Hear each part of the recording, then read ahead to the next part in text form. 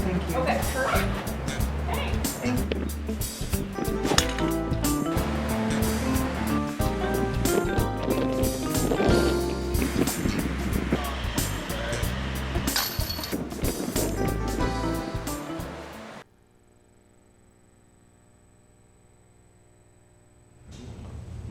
Pledge allegiance to the flag of the United States of America and to the republic for which it stands, one nation, under God, indivisible, with liberty and justice for all.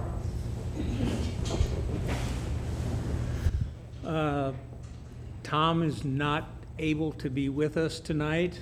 In his place, Doug McCash will be handling that part of the agenda.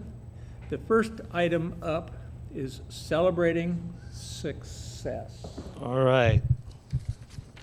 So this evening we are here celebrating Lisa Papin. Lisa and her team continue to elevate the private experience our members, guests, and clients have at Lake Point. Googler, Yelp, and Facebook continue to receive 5-star reviews, and now many of our clients are contacting us through the word of mouth, which is the best form of advertisement. Lisa's sales skill have also outstanding with projected sales for the first quarter of 2022 exceeding 2021 by 50%. Congratulations, Lisa Papin.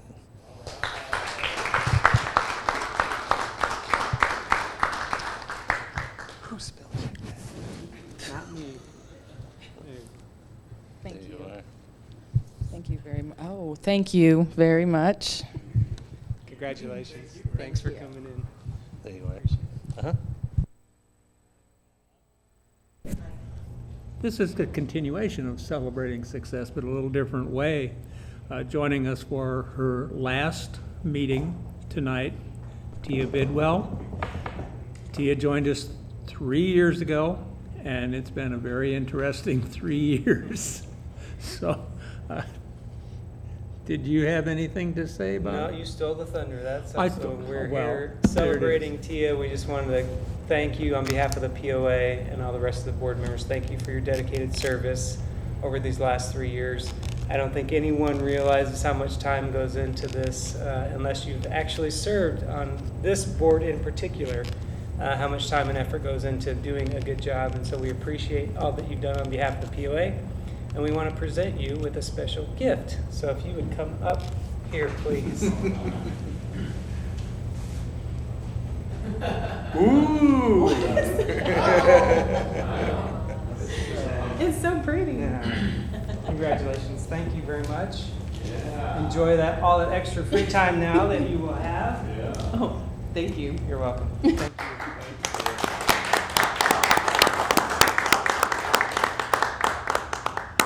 I would imagine that John is the one we could ask about how much time it really takes. We would get quite an answer there. So. Anyway, as a matter of just information, previous to this meeting, the new board met and chose chairman and vice chairman for the next coming year. I was named chairman, and Jerry Barron was named vice chairman, both repeating in that role. So with that, we move on to approval of the minutes. Do I hear a motion to approve the minutes from the April 28th, last month's regular meeting? I so move. JB and Jerry. Are there any additions or corrections? Hearing none, I'll ask for the vote. All those in favor signify by saying aye or raise your hand. That's unanimous. Thank you. I should mention that Jan Sims is joining us via Zoom. She has one of our APT golfers with her, so she thought it best that she be there and keep them out of the rain, I think. Next up, April 19th, last week's board, what did I say? Oh, I didn't mean April. I meant May. Last week's board work session the minutes. Motion to approve. A motion to approve. Jackie makes a motion to approve. I'll second. Second by Jan Hagan. Are there any additions or corrections? Hearing none, I'll call for the vote. All those in favor? It's unanimous. Just a point of interest here, the annual meeting was held on May 17th, 2022, and the approval of those minutes will be next year at the annual meeting. So it takes a long time to get around to approving them, but you do them at the same regular meeting. Next up, we have a report of an executive session summary. Happened on May 10th of this year. The board voted 9-0 in favor of creating a task force with authority to act on behalf of the board of directors for potential settlement purposes of outstanding legal matters. The task force will be made up of Chair Brandenburg, Vice Chair Barron, General Counsel Doug McCash, and COO Tom Judson. At that same meeting, the board voted 6-0 in the extended meeting. The board voted 6-0 in favor of naming Director Hagan to serve as the director who will receive an allegation of misconduct which was submitted on April 19th. At this time, I will ask Director Hagan to give the summary of that executive session. An executive session of the board was held on May 25th, 2022, regarding a misconduct allegation form submitted to the board concerning 3 current board members.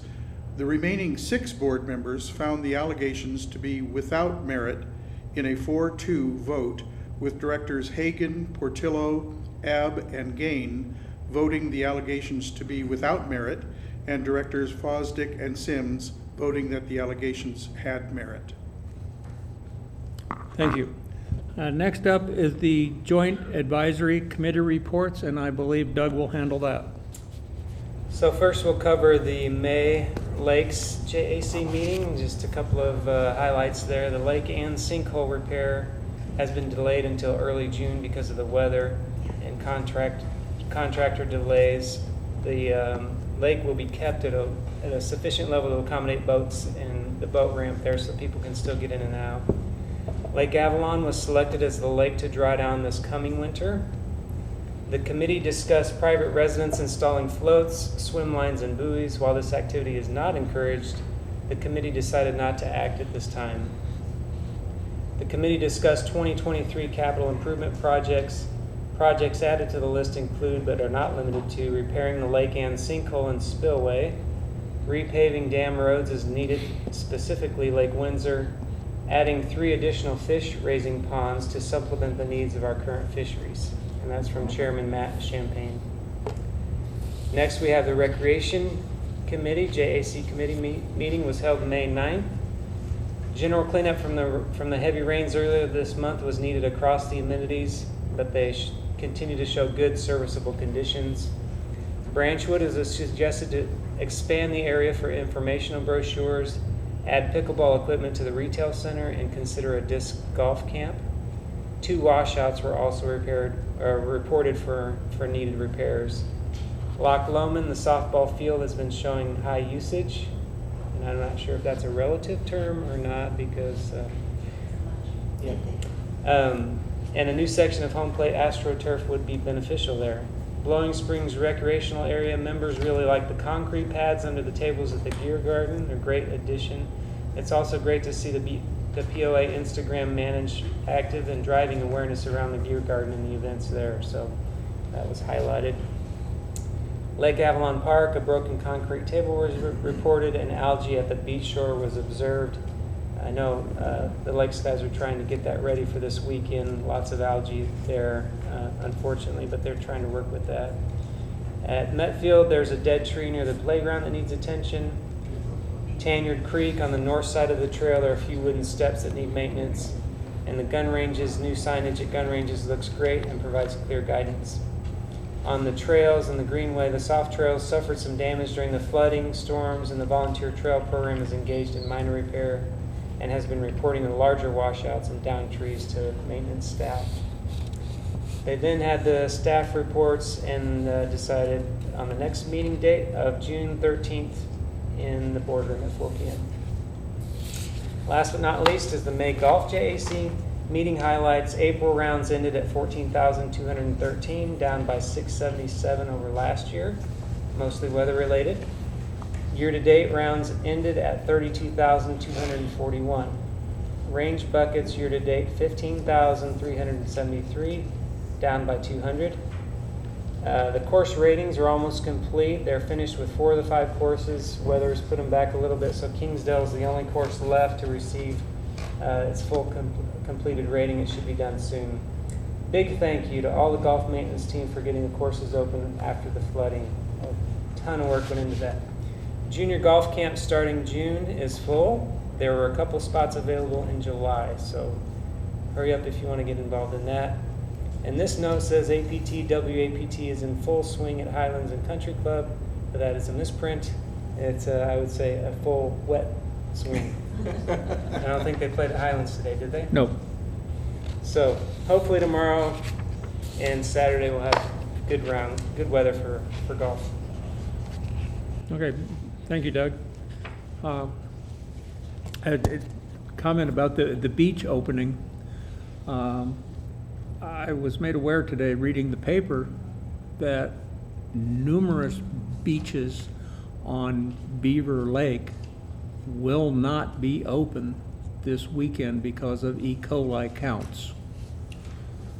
So I know that Joan and Rick, Recreation and Lakes, work on that, take those counts, and the counts for our beach here were well within parameters, and apparently at Beaver Lake that's not the case. So we'd just be glad that we have a nice clean lake. Next up. Hey, David, does that ever happen where we will put like a hiatus on bringing other boats in if local areas are having E. coli issues? Do we ever close our lakes to? To boats? Yeah. No, I don't.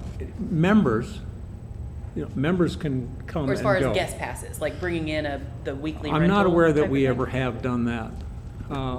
They continue to spread information and ask people, when you're transporting your boat, clean it, drain it, the sump, things like that.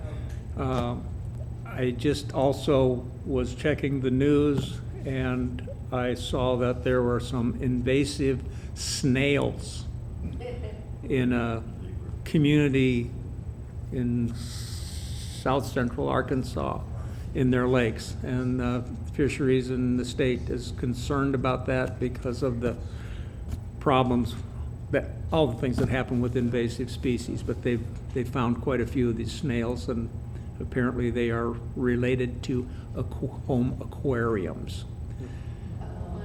And people just dump them out and can't do that. Anyway, moving on. A happier note, financial reports. Stacy? Yes, can you hear me?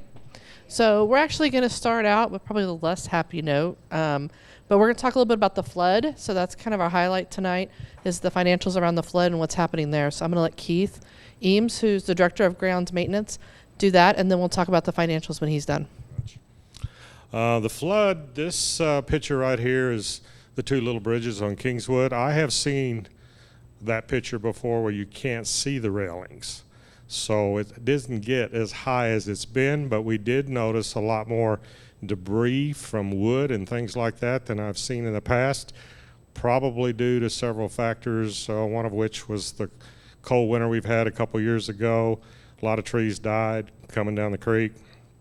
Some people might think it had something to do with some of the clearing that was done in some areas, and that very well could be too, because we saw some cut logs that were obviously cut. So we saw a lot more damage. So we can go to the next slide.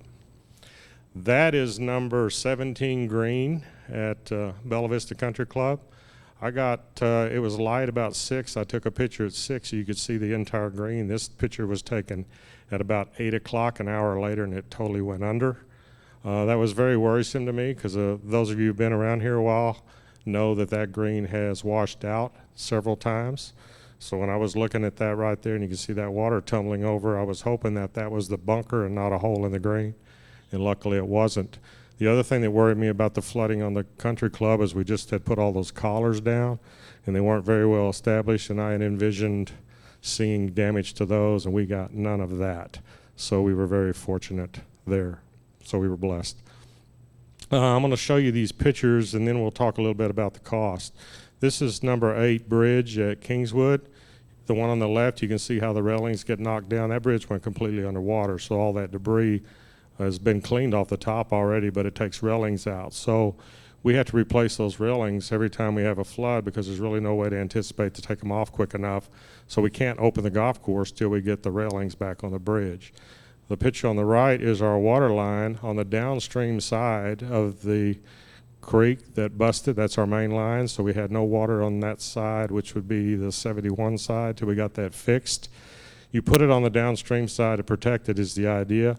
What happened, one of the brackets got busted off, and then the pipe sagged, and then a log hit it and busted it.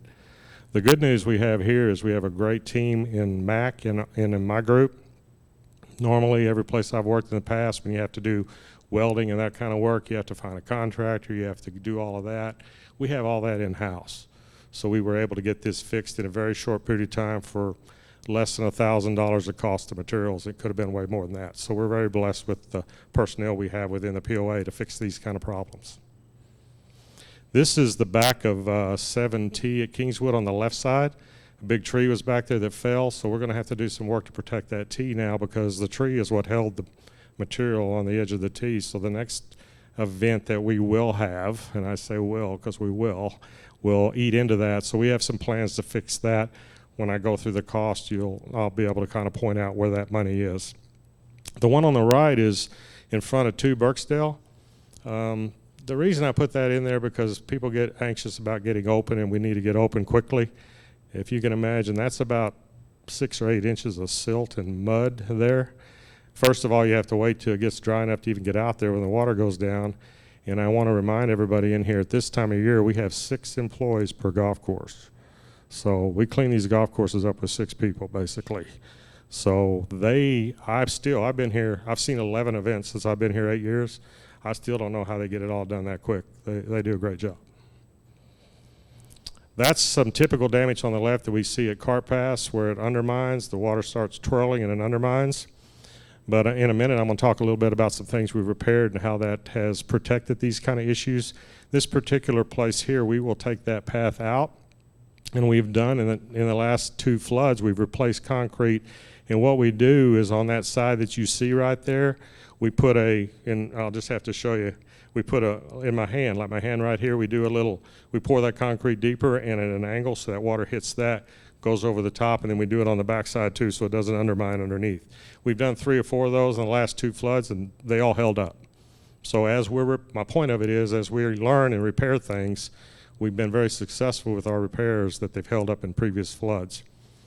The pictures on the right are gravel on number 5 and at number 7. The one on the top is at 7 Kingswood, I believe, and the one on the bottom is number 5.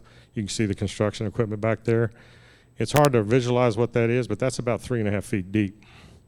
So we have to get all that gravel off. And again, you have to wait till it gets dry enough where you don't do more damage before you get in there. And of course, our other issue is we have to determine what we're going to do with it, because current laws require that gravel has to be put back, not in the creek, but in somewhere that's on the same property. In other words, this POA property, we have to put it somewhere else on POA property. So sometimes that becomes a challenge, so we have to haul gravel around, and it becomes a process. So now this is what it takes. We had 17 greens that went underwater on the 3 courses in the valley, and they put silt and debris on the green. That's the entire crew of Kingswood right there. And it takes them about a day to a day and a half to clean all that silt off of the green, because you wash it, you push it, you wash it, you push it. And then when we get that done, we had to run an air fire over it to kind of break the seal so that the grass would survive. So again, when you look at how quickly we can or can't open, you know, okay, so they had 3 greens under there and 5 guys, that's a week to get that done. And that's the very first thing we do. Everything else is too wet to work on. The first thing we do is get out the greens and get that washed off, because that's, if you left it on there, it could do damage to the bent grass. So here's the cost. That $36,500 is a number. But when I first started working here, we had a couple flood cleanups that were in excess of $200,000. So I'd like to think, and I have evidence of it, that things that we have done to change have saved money. And my first year here after the first flood, I got to looking around, we were spending $125,000 to $150,000 replacing irrigation controllers that went underwater on those courses. So we came up with a plan, we put them on pedestals. I have not lost one since, and we've had 8 events. So that saves us a lot of money right there. And then some of these repairs you'll see later, pictures of riprap and stuff that hold up. We fix it one time and it stays. So we have less damage. We're mitigating the damage the best we can. We're not going to stop it, but we're mitigating it. So when you look at Bella Vista Country Club, what we spent there, the bunkers were done. We had to get a contractor to help us with that. And those were 3 holes, 11, 12, and 17. We had the billy bunker in there, and it holds up, but we have to get in and take all the old sand out, wash that billy bunker off, re-clean the drains, be sure there's no damage to it, and then re-put sand in there at 4-inch depth, and then pack them with a machine. Well, with 6 guys, I would never get that finished. I was able to call in a favor of a contractor and got him here. We got it done about 4 days, and we were finished. So we had the bunkers done, ready to open, and that's the cost you see there. $12,000 is both for sand and the contractor, about 2.5 days to do that work. Cart path one you see there is the picture I showed you. That's an estimate. It hasn't been repaired yet. The riprap you see on all of these are estimates as well, because we haven't got to that work yet. But we've done enough of it. Mac does a lot of that for us, so the labor is not charged back, if you will. That's mostly material, so we feel pretty confident those numbers will be good. Kingswood, the bunkers, we bought sand there. We don't have liners in those, obviously. The bridge repair is for the railing and that irrigation leak. And then when you look at the other, one of the ways we clean the silt and gravel off of our fairways is with skid steers that have brush units on front. And a brush unit doesn't last very long when you're running through that. So I code all of this to extraordinary just so someday when somebody comes back, they can see what the flood damage was. Even though that's an equipment repair, it's related directly to the work that we had to do. That's why that's in there. Now I want to show you the positive. I talked a little bit about the irrigation controllers. These are the 2 bridges we did in 2020 at Scottsdale that flooded and eroded. We've had 2 events over there since. That's what it looked like the day after the water went down. So that work is successful. And we've done some other like that. We did some on 5 Country Club last year, and it's held up.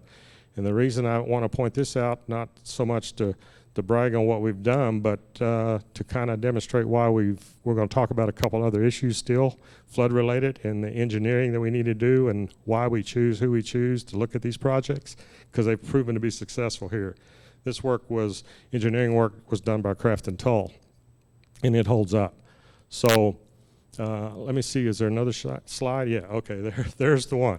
That's the pump house on number 5 here. You can see how it's eroding around it and going around it, and we're concerned it's going to undermine that pump house. When I started in 2014, that pump house had washed away and dropped. Craft and Tull did the engineering work on the pump house itself. It used to be setting just on the loose gravel. When it was put back, it was elevated, and it was put on piers in concrete. So the pump house is not a concern that's going to go away, but it can undermine all that stuff around it. So I have engaged Craft and Tull to talk to us about how we can best protect that pump house all the way around for future. Eventually, we've talked about moving that pump house as part of the Bella Vista Country Club master plan, architectural plan that would move it to a different spot where it would take it out of that direct hit, but we have to get to that point, so we need to save that pump house, because there's about $450,000 worth of equipment inside there that we do not want to have wash away.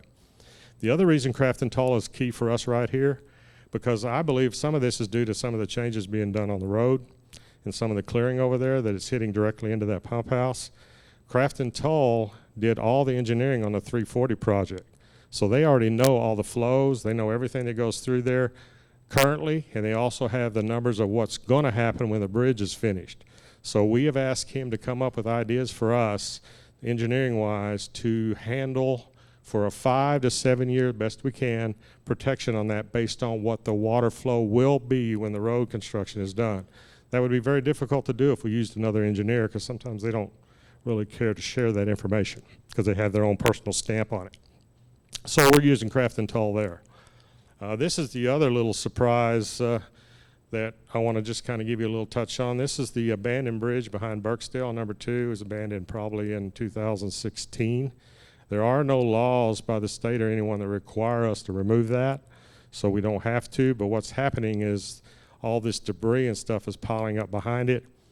I brought out a tree company that has done a lot of tree work out here, and when they told me they didn't want to have any part of it, I knew that was a bigger problem than we thought. So I have contacted Burns McDonnell Engineering Company, because you have to get some permits and do some things to get it out. They're the ones that were involved with removal of the 18 bridge.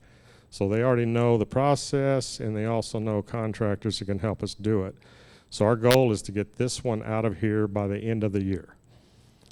We spent about $78,000 to $80,000 to remove the one on 18 in 2020. So with a new pricing that we all are experiencing now, I would anticipate this one could be as much as 125. But we have good access to it on the holes on the side over there by Reardon Road. We can get into that part of it's closed anyway. So these are some of the things the board will see coming forward. 2 major additional projects that are not budgeted currently, the removal of that bridge and what we're going to do at that pump house. But I thought this was a good opportunity to show how we try to manage your money to get the most we can for it and use the people that can do the best job to get it done. And we have shown that it holds up. We're using the right contractors and the right people. So that's all I have with this. I can answer any questions. I don't know how you've done it, but just in the 3 years I've been on this board, to see the events that we've had in the past and what the damages were and how it's so drastically different now, but the weather doesn't feel less or not bad as it used to be. It feels the same, and every time it happens, it just seems to get better and better with what you and your team is doing. So I can't thank you enough for that, because I remember that being a very big deal 3 years ago. Yeah. So it's huge.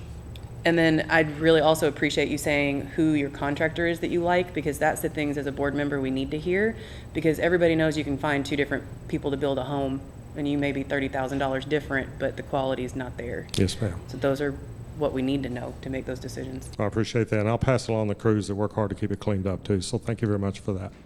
All right, now let's talk about April financials. So it's going to be a lot of the same story you heard in March. April was another great month from the financial perspective. You can find all the financial reports out on the website. There's the link, and all the prior ones are out there as well. So if you have questions, you can let us know. So talking about April consolidated results, you can see everything's green. So it's a great month. It's a great year to date.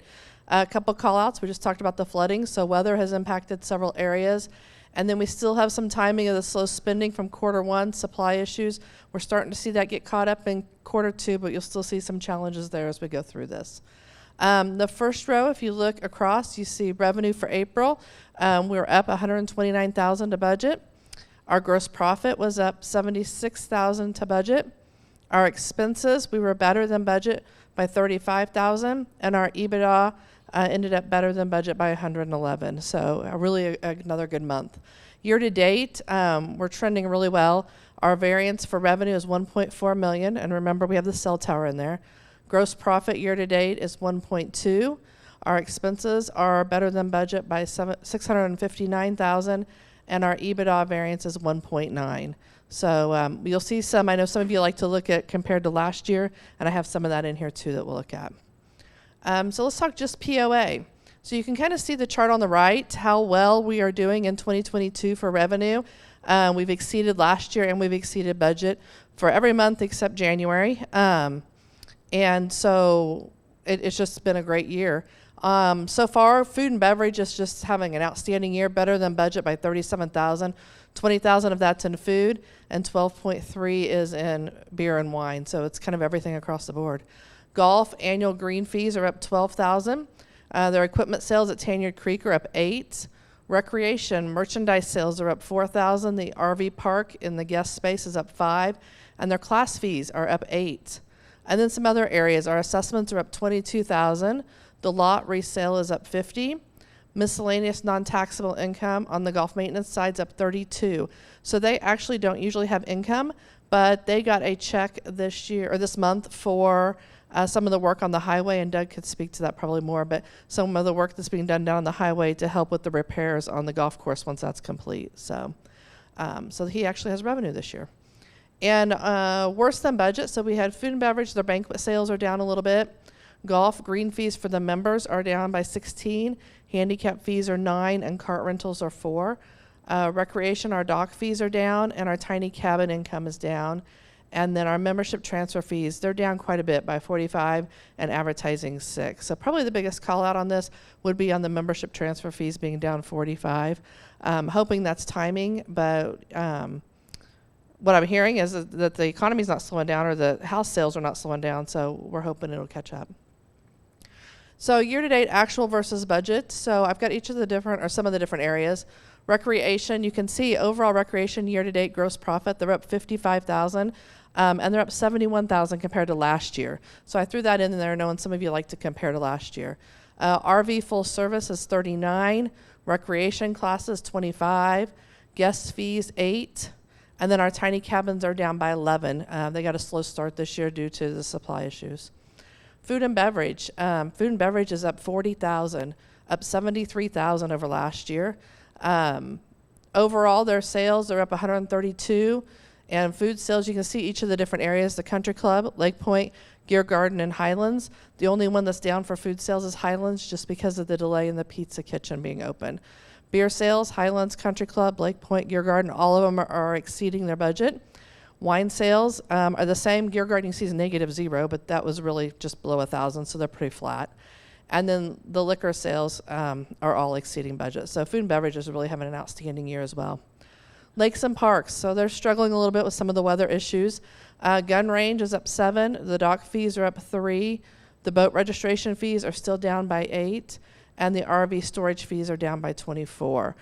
Overall, lakes and parks year-to-date, their gross profit is off by 29, but they're only off by 6 compared to last year. So hoping some of that's timing. And then golf operations, again, so the golf space has been hit with the weather. Golf fees, they're down by 8. Our Scottsdale golf fees are up 16, Highlands 10, Kingsdale 9, Metfield's down by 4, and then Country Club 56. And Country Club's been closed, so that was expected. Green's fee guest is up by 2, and members down by 24. Annual cart rentals 9, and private carts 8. So on the pro shop side, they're really doing well. Pro shops are up by 24, equipment's up by 9, and you can see the different areas. I won't read them all. Overall golf operations, year-to-date gross profits, missing budget by 28, and missing by last year by 32. Again, a lot of that's weather-related. And then some of the other areas. So our cell tower rent obviously is $870,000. Property resales, $470,000 versus $151, so that's up by $256. Our assessments are up by $81, and then our transfer fees are down by $192 year to date. So overall, the POA without water's gross profit is up $1.2 million, and it's up 1.5 over last year. So just an outstanding year so far. Let's look at a little bit of expenses. Again, some of the challenges we're having. You can see all the pretty lines over to the left, so you can kind of compare actual to budget and to last year. We have it all in there. And salaries and benefits, we're better than budget by $276,000. So still having some of the challenges in hiring open positions. Training and travel, it's better than budget by 25, and most of that's due to timing. Equipment and tools is better by 122. Again, that's a big one for timing and delayed shipment of product. Everybody I talked to, they're just having problems getting product in. And then maintenance and repairs at 171, and that's some of the areas, again, same issue. I actually expect you guys to be prepared that some of these may even go over budget by the end of the year just because of the costs going up. Worse than budget, our utilities 48, And property taxes for the PUA lots, 27, and then fuel, just because of fuel prices, are 13. So no big call-outs there. EBITDA, this just kind of gives you a snapshot of how each of the different departments are doing. You can see our largest general income is a little over $1 million. That's where the cell tower is. Legal's at 252, and that's where all the resale lots are. Golf maintenance is at 192, and a lot of that's timing of the work to be done and the expenses to come in. And then you can see all the other ones. The only one that's below budget is central admin for some unexpected expenses that came in there. So I kind of like this. It's a simple slide, but it just kind of shows you how well we're doing this year. So when you look at revenue, 8.7 compared to budget of 7.5 compared to last year, 7.1. So you really have all the factors. Whether you want to look at last year or you want to look at budget, you can see by looking at all of them that we're really hitting on all of the key metrics: revenue, gross margin, expenses, and EBITDA. You will see that our actual expenses are below budget, and sometimes people ask about that, but again, just remember that a lot of that's timing and supply chain issues again. So let's talk a little bit about water. So water, revenue versus budget. So new service connections, they're up 24,000 month to date and 89,000 year to date. So talking with Charlie, he had 48 taps in April, and he's had 188 year to date. Compared to 21, he had 43 in April of last year and 134 year to date. So that explains a lot for what he's got going on in water. Water capital buy-in fees, of course, then are up by 28,000 month to date and 103,000 year to date. Some of the areas worse than budget: water sales, 34,000 month to date, and year to date he's down by 84, and he contributes a lot of that to weather. And then water transfer fees are down by 2,000, so pretty flat. And talking about expenses, same chart we just talked about. You can see actual versus budget and last year. You can see that, again, he's having some challenges with open positions, so salaries and wages is better than budget by 13. Interest expense is better than 11. If you remember, we paid off the water bond, so we're going to see savings continue to build on the interest expense, and his bad debt is better by 3. Some of the areas worse on budget: cost of goods, 44. He has a water rebate that comes in, so his costs will drop as we get closer to the end of the year, and so that will level out. And he said he's having a higher water loss this year with leaks. Supply costs have increased significantly. He's had 54 more water taps this year than last year, so he's over on his supply cost. Fuel and oil cost, again, the cost of fuel. Maintenance and repairs, increased cost of supplies is kind of a common theme. And he has increased his 2-inch water main replacements. So he said he's done a lot more 2-inch water main replacements this year than last year, and that because of the cost of it would be expense versus capital. And then utilities again. So here you can look at water overall. You can see the revenue, gross margin, expenses, and EBITDA. We've talked about all those areas. Revenue, again, we're up over last year and over budget, just slightly. Gross margin is up over budget and last year. Expenses are actually higher than last year and a little bit higher than budget. Again, we talked about that due to all the water taps. And then EBITDA. So EBITDA is just a little bit over budget and a little bit under last year, so kind of right on target. So other areas. The loan. So everybody likes to talk about the intercompany loan between water and the POA. We made a commitment this year of paying $280,000. We paid another $50,000 in April, so that brings us to a payment this year of $225,000. And those are our ending balances you can see there. And I actually anticipate paying off the rest of that in May, so our full commitment will be met in the month of May. So let's talk about cash, overall cash. So the POA is in a great position right now with cash. They're sitting with $9.6 million. 5.75 is POA, reserves of 442, and then water has 341. You can see the little circle out to the right. We still have that sitting on our balance sheet. We have the $1.5 million because that didn't get paid until the 1st of May, but now it's gone. It's not there. We paid off the water bond. So I kind of took that out to the side.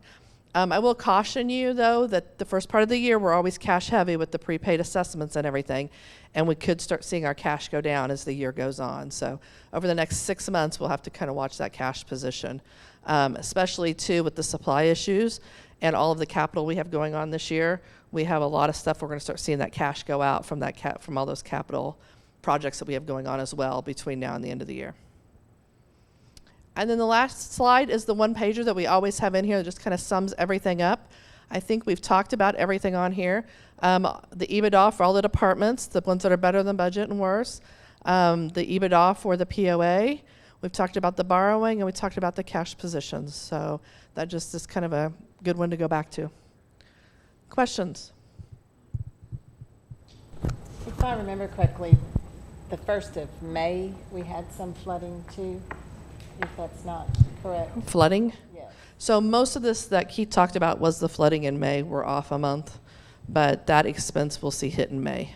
Right, so with that and then the wet month of May, do you expect May to be a little bit of a challenge revenue-wise? Probably some of the same areas that are challenged from the water in April will be challenged again in May.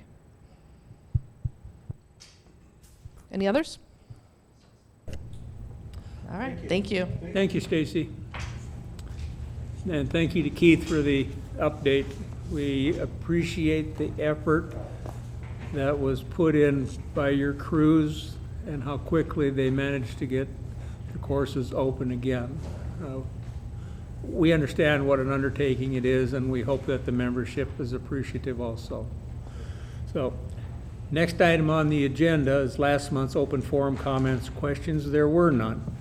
At this time, it is open forum, and no one has signed up to speak, and no one is standing forward to speak, so we will move on to the next, which is a country club tee box renovation. This is a request for a waiver for being over budget, and that's getting to be a theme. Keith is here to explain what happened. Well, first of all, I don't like having these kind of explanations. It's the first time I've been over budget, I think, on any project since I've been here. Not that that means anything, but I've been proud of what we've done. So I gave a pretty detailed description to Tom, and Tom said, hey, you guys might want a little more. So what I'd like to do is go through the process. This was, the tee box work was scheduled to be done in 2021, so we did the numbers in September of 2020. Then we had contractor issues in 2021, so we put it off to 22. So we all know what prices did between September of 2020 and February of 2022. So that was a big piece of it. Another piece of it was two things that are going on while we're doing it. The 340 project affected number 6. And we needed surface area there to play off of because we lost the back half of the tee for some period of time. Originally, they told us it would be 450 to 500 days. I just visited with that guy today that's in charge of that project. It has now been moved out to over 900 days before they're finished. He thinks he may have it back for us to reclaim some of our area, maybe January 1st. So we decided, anticipating this, to expand that tee and increase the overall size from what we originally talked about on the red tee. So we pay $1.75 a square foot construction for the tee box work. So we increased that one, and I'm gonna look at my notes to be sure I give you the right numbers. We increased the space on number 6 tee 2,000 square feet more than we originally planned. So there's a nice surface there now. So we had to pay for extra sod, extra contractor cost. The other thing was, when we did this project on paper in 2020, we had a lot of topsoil around. All got used up, so I had to buy topsoil that was not in the budget. That cost me about $2,100. The contractor cost difference in the square footage of this tee and number 2, which I'll explain in just a second, was a total of 5,000 square feet at $1.75. That's $8,750. So between that and the 2 material costs, we came to $13,350 over. I made a decision because I think that's what you guys want me to do. The contractor was here. I made the decision to make that larger down on 6 because we need to do it while he's here. He's here a very short window of time. It's better spending our money. And another decision I ended up having to make involved number 2. We did the red tee on 2, and to get the space that we thought we could, we needed to get into the white tee to get the elevations and everything done. So once we got to that point, most of our play is white and red. So we decided to do the white, and then we discussed with the golf operations, the back tee, all of our outside outings, they do these contests, they don't have any space back there to get far enough for the insurance. So I decided to go ahead and just redo that entire tee, because we'll get everything fixed like we need, and we're done with that one, no matter what we do going forward. One of the reasons additional reason I made that decision, because that tee, to do any of that work on those other tee boxes would require closing that hole again, because there's nowhere to hit the ball from. I closed golf holes enough. I don't want to close that one again. So that is on me. That was a decision I made. I'll stand by it because I think it was a wise decision at the time when the contractor's here. So that explains my differences. I don't find any argument with your reasoning. Sometimes we just need to hear the explanation, and we appreciate the work that you're doing. So it looks like you were trying to be proactive, and we always appreciate that. So I thank you all for your support, because I know I am not a revenue section directly, as she pointed out. I do have some. By the way, I want to mention that money she talked about. That is to come back and repair 6 when they're done, the cart path and some of that. So that's going to be pigeonholed for that down the road. Thank you. Just a question for curiosity. They put a new tube in there. Will that be for the golf cars? That tube will be the bike trail. That's the bike trail. And the interesting thing I learned about it today on the big bridge down by what was Town Center, there'll be a concrete, I think he said 10-foot wide walking path all the way across down to there, and then they're going to separate it out the cart for bikes. So no more bikes in our tunnels, which is a good thing when that gets done. Our tunnel, when it's open, will be wider and taller, which is a good thing as well for our equipment, golf carts, and debris to go through. So it's going to be better, much better when they're done. Okay, well, thank you for the update. That's more than I've been able to obtain any other source. Well, I was going to find out from somebody how they did that, and it all tied into what I'm talking about on the pump house protection too, because it's all one piece. We need to be sure we know what we're doing. And frankly, to have to wait a little bit on that pump house move is not really a bad thing, because if the dynamics of that water coming there when all that work is done has changed, where we thought it might be good might not be as good as we think. So this gives us some time to evaluate our initial observation. So I think it'll be Okay. better. Thank you for the information. And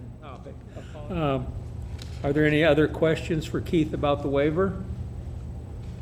Do I hear a motion to grant the waiver? I make a motion granting the waiver for the Country Club Forward Tee Box renovation projects, which came in at $38,350 compared to a budget of $25,000. Thank you, JB. Second. Tia seconds. Is there any other discussion? I'll call for a vote then. All those in favor signify by saying aye and raise your hand. That's 8 in favor. Anybody opposed? Was it unanimous, Doug? Yes. It was unanimous, okay. I didn't count correctly. Next up, we have nominations for the Recreation Committee, people wanting to serve on that JAC. We need individual motions for each person. So who would make the first motion for Cindy Thompson? I will. I make a motion to approve the nomination of Cindy Thompson to continue to serve on the Recreation Committee. Thank you, Mike. A second on that? Sandy? Any question? All in favor? That's unanimous. How about a motion for Macy Eccles? I make a motion to approve the nomination of Macy Eccles to continue to serve on the Recreation Committee. Thank you, Tia. Second? Jackie? All those in favor? Unanimous. Motion for Chris Stockman. Jan? I make a motion to approve the nomination of Chris Stockman to continue to serve on the Recreation Committee. Thank you. Second on that? Jerry Barron? All those in favor? And a motion for Matthew Zimmerman. I'll make a motion to approve the nomination for Matthew Zimmerman to serve on the Recreation Committee. Thank you, Jerry. Second. JB seconds that. All those in favor? That's unanimous. That brings us to the end of our agenda. I always ask, is there anything that anybody else needs to bring up? Short notice? Good. We'll move to the announcements. The board orientation for new board member, we have one new board member this year. Tomorrow, 9 a.m. here in the boardroom. This is a closed meeting. All current board members are encouraged and invited to attend. The Lakes JAC meeting, Wednesday, June 8th at 2 p.m. here in the boardroom, to be followed at 4 p.m. by the Golf JAC meeting here in the boardroom on that same date, June 8th. The Board of Directors GM meeting, which is a closed meeting, will be Thursday, June 9th at 2:30 p.m. here in the boardroom. There is currently scheduled a board tour of the amenities at Friday, June 13th, 9 a.m. In the country club. This is just for board members. The Recreation JAC meeting is Monday, June 13th at 4 p.m. in the boardroom here in the country club. The next Board of Directors work session is Thursday morning, June 16th at 9 a.m. here in the boardroom. And the meeting corresponding to the one we're sitting in right now, the regular monthly meeting, will be Thursday, June 23rd at 6 p.m. here in the boardroom, country club, and live stream. There's one correction on Did we have a correction? the tour of amenities. I think that was moved to Monday, June 13th. It just has the day wrong. The date is correct. But the It's date not is Friday? wrong. No, it's Monday. Oh, good, it's not Friday the 13th. That's right. That would be a Monday. That's a better day than Friday the 13th. Okay, thank you. I thought I'd read it wrong. Okay. We'll make that correction. That tour is on a Monday. That brings us to the end of our meeting, and I thank you for being here, participating. Thank you, Tia. We will miss you.